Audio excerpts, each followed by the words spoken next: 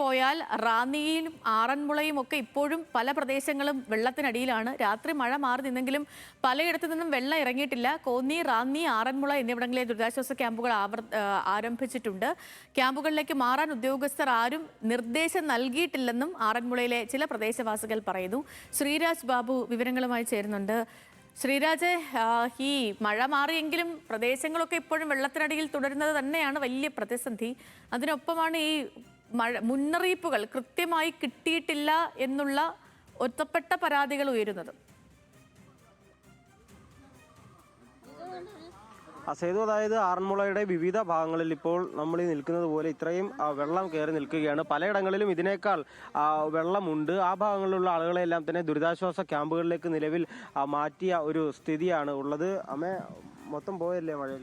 എല്ലാം പോയി, ഞങ്ങളുടെ സർവ്വതും പോയി. 18-ലെ വെള്ളം കഴിഞ്ഞ് ഞങ്ങൾ ഇച്ചിരി ഓരോന്നുണ്ടാക്കിയിട്ടിരുന്ന സർവ്വതും പോയി.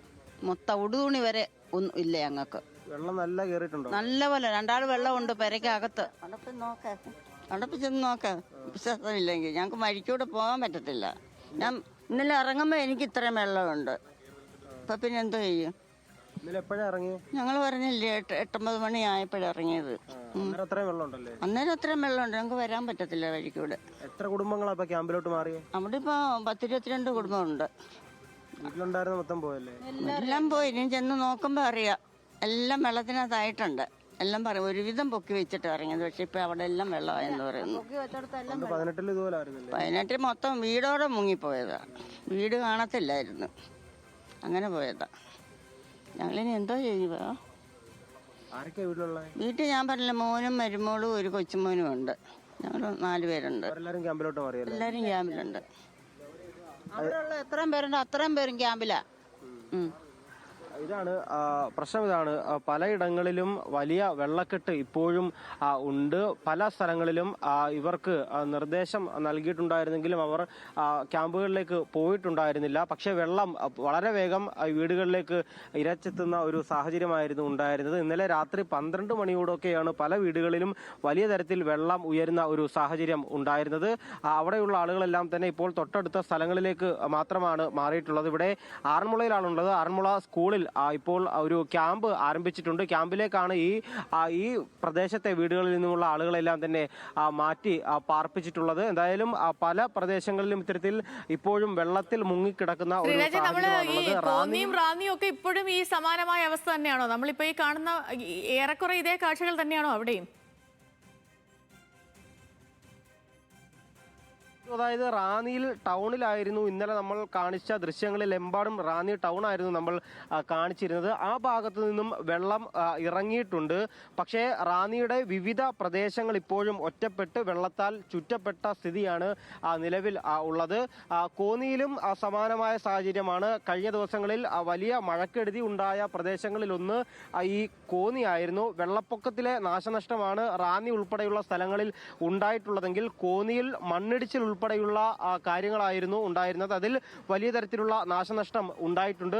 റാന്നിയിൽ ഞാൻ നേരത്തെ സൂചിപ്പിച്ചതുപോലെ റാന്നിയിൽ നിന്നും ഈ വെള്ളം ഇറങ്ങുന്നത് പമ്പയാറ്റിലൂടെ ഒഴുകിയെത്തുന്നത് ഈ ആറന്മുള പ്രദേശത്തേക്കാണ്.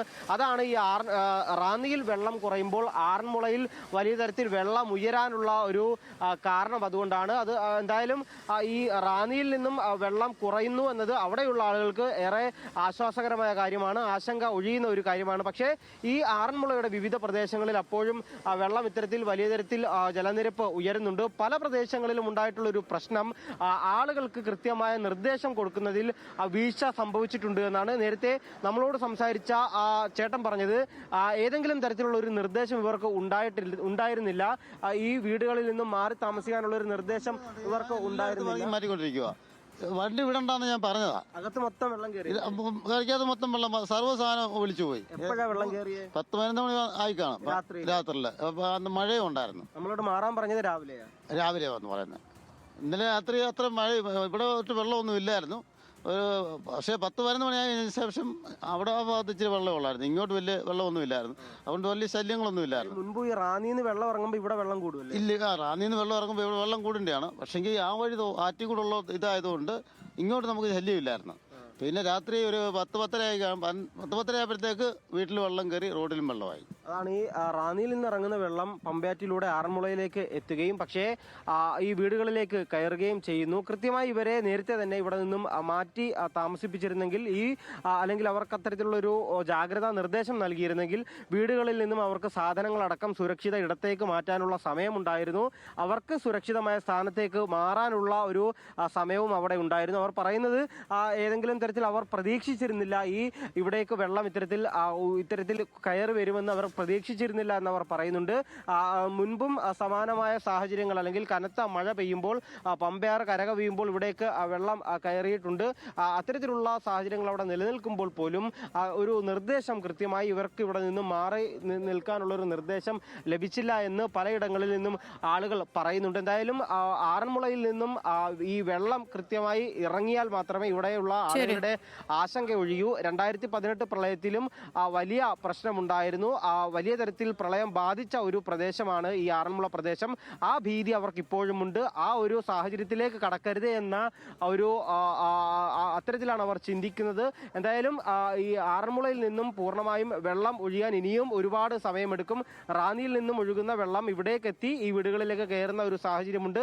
ആറന്മുള സ്കൂളിൽ ദുരിതാശ്വാസ ക്യാമ്പ് തുടങ്ങിയിട്ടുണ്ട്. ആ സ്കൂളിലേക്കാണ് നിലവിൽ ഈ ഭാഗത്തുള്ള ആളുകളെ മാറ്റിയിട്ടുള്ളത്. സേതു. ഓക്കെ ശ്രീരാജേഷ്, ശരി. പത്തനംതിട്ടയിലെയും പല ഭാഗങ്ങളിൽ ഇപ്പോഴും വെള്ളക്കെട്ടുണ്ട്. വെള്ളം ഒഴിഞ്ഞിട്ടില്ല, ഇറങ്ങിപ്പോയിട്ടില്ല. താഴ്ന്ന പ്രദേശങ്ങളൊക്കെ വെള്ളത്തിനടിയിലാണ്. എനിക്ക് തോന്നുന്നു ഈ ഒരു ദിവസം, ഇന്നത്തെ ദിവസം മഴ ഏറെക്കുറെ പൂർണ്ണമായിട്ട് മാറി നിൽക്കുകയാണെങ്കിൽ ഈ ഒരു ഇപ്പോഴത്തെ ഒരു അവസ്ഥയ്ക്ക് ഇന്നും നാളെയൊക്കെ കൊണ്ടൊരു പരിഹാരം ഉണ്ടാകുമായിരിക്കും. ഇന്നും കൂടെയൊക്കെ മഴ പെയ്താൽ എന്താവും എന്തോ അങ്ങനത്തെ ഒരു ആശങ്ക കൂടി നിലനിൽക്കുന്നുണ്ട്.